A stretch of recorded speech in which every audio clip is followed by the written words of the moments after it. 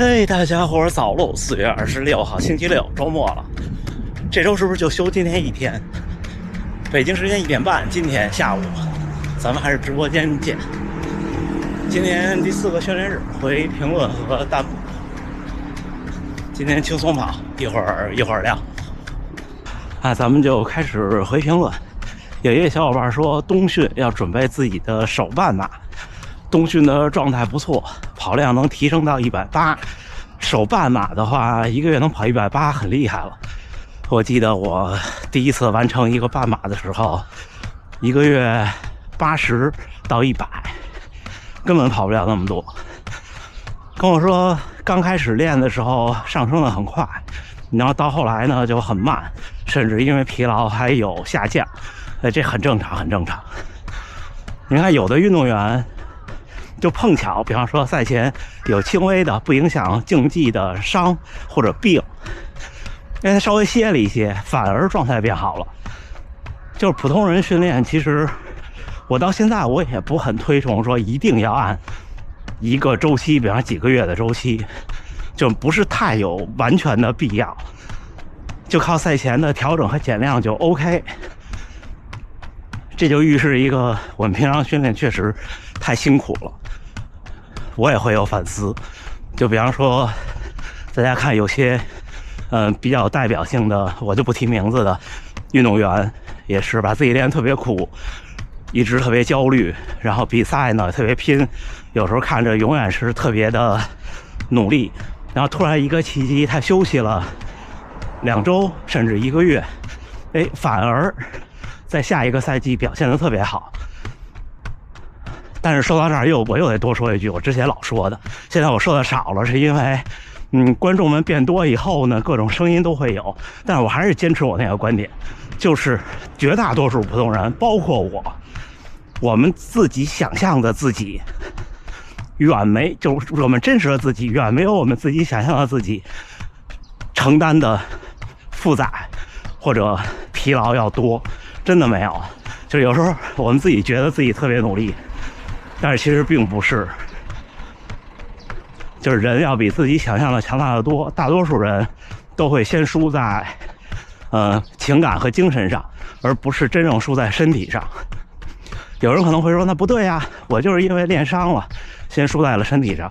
那是有的，但是我仍然认为这种练伤，包括我自己也有练伤的时候，不是因为我的身体承担不了了。那专业运动员在专业的指导下也有可能受伤是个有概率的碰巧的事儿。有的时候它不是完全靠疲劳的积累，就人大多数时候要比自己想象的强大。所以我还是那个观点，我又再说一遍，就是很多人说你这跑步太危险了，但是其实干什么都危险。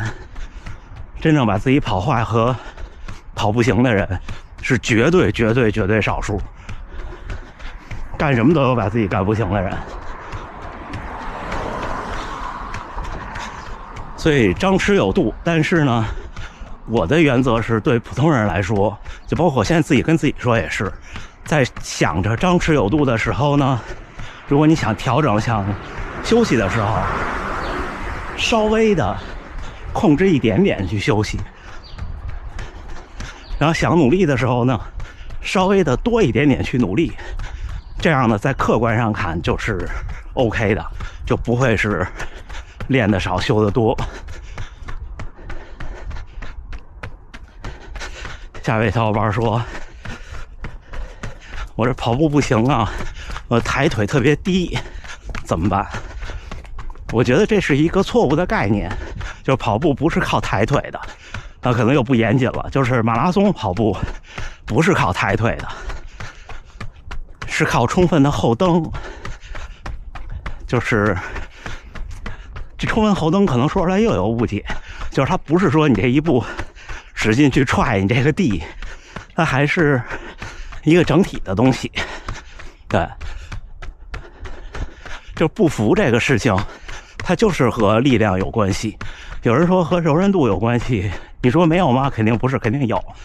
但是通过很多专业运动员的例子可以看到，身体的软还是硬，对不服的影响是相对小的。都是力量的事情。但是步幅不是靠抬腿抬出来的，所以完全不用去想。就是技术动作这个事情是模仿不了的。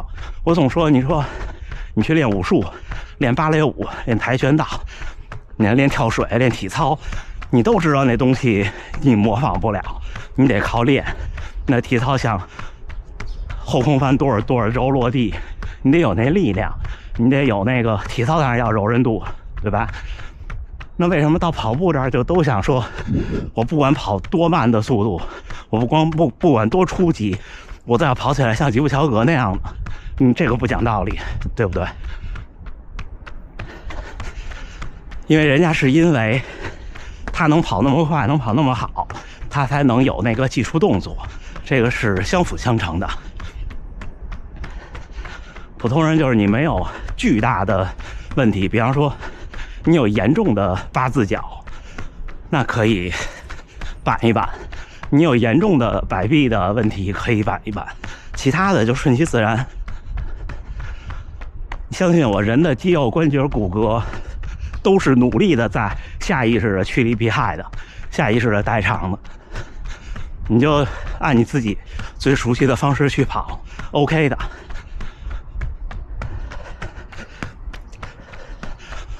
可能新观众问我戴不戴隐形眼镜，我戴隐形眼镜。我训练比赛都是戴隐形，平常生活戴框架。但是为什么今天想跟大家说这个呢？就今年到了现在这天气，我有点后悔。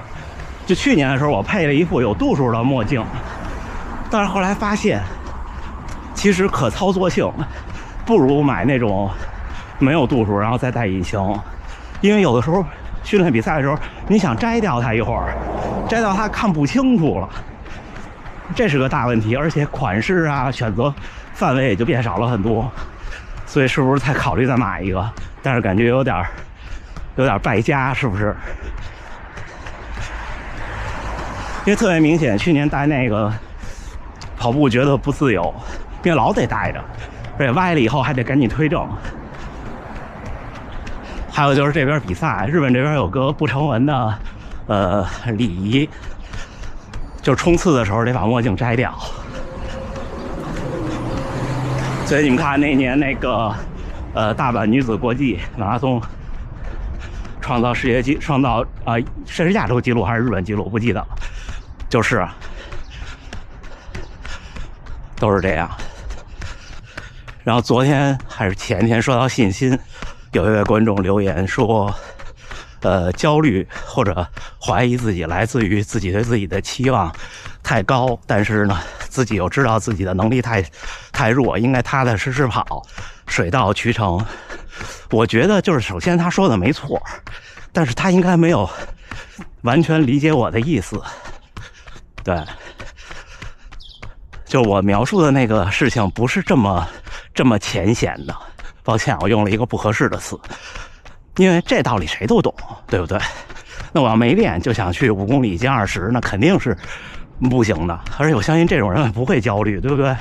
我说的是我们已经水到渠成了，但是呢，面对比赛、面对挑战的时候，依然会怀疑自己和焦虑，这是一种不自信的性格，或者是弱者思维。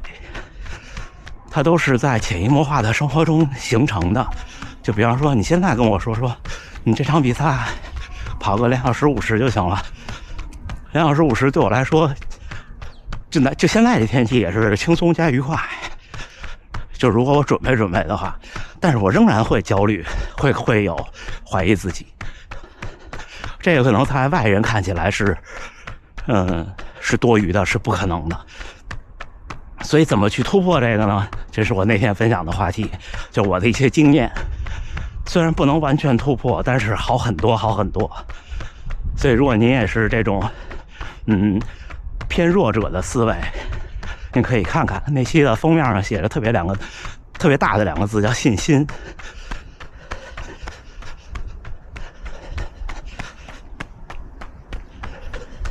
我特别喜欢在这儿画一个8字，然后再去大阪城。下边啊，问我怎么平衡工作和生活，有没有什么经验？其实我想说的是，如果这个事情需要去平衡的时候，就必须得有放弃，这个真的没办法。就像有的小伙伴说，自己是就是自己的工作很特殊，比方什么调试设备一类的，然后每天要站十多个小时，那他肯定会影响跑步和训练的，绝对不可能，你必须得放弃一个。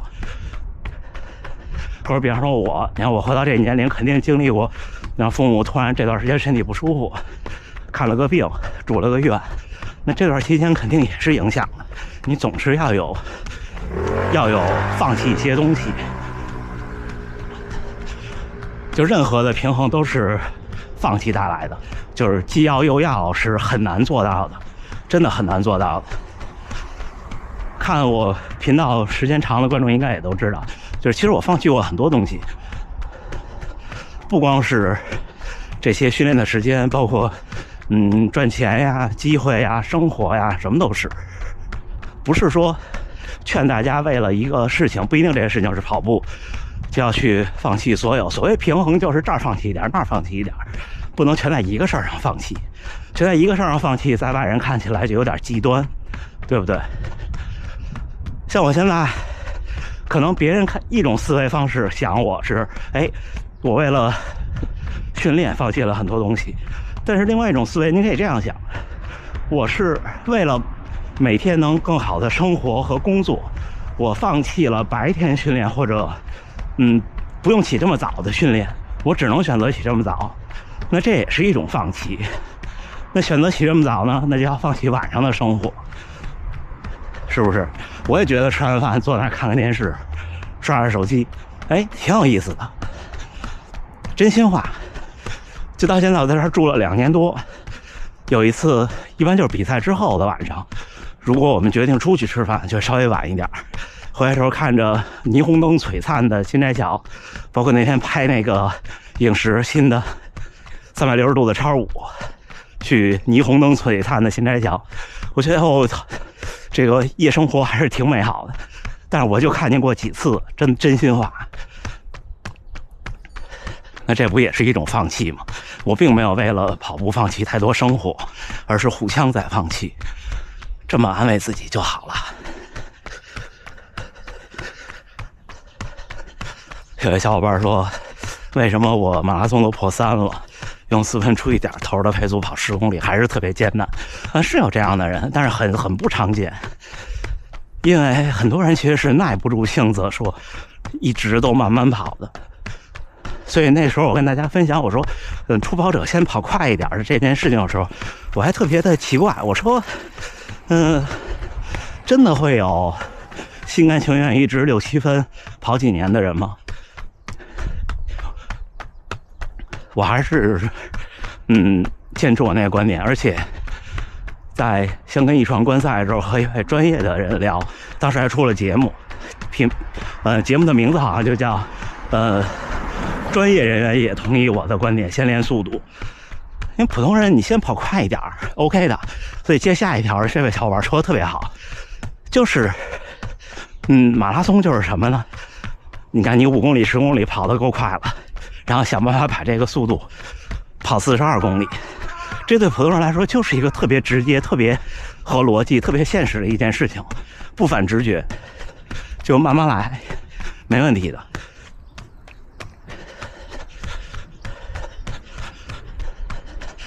最后一个问题，这个问题这周的会员节目我会谈一谈，就是超马，甚至那种100公里、100英里的越野，因为这个周末是富士山100英里，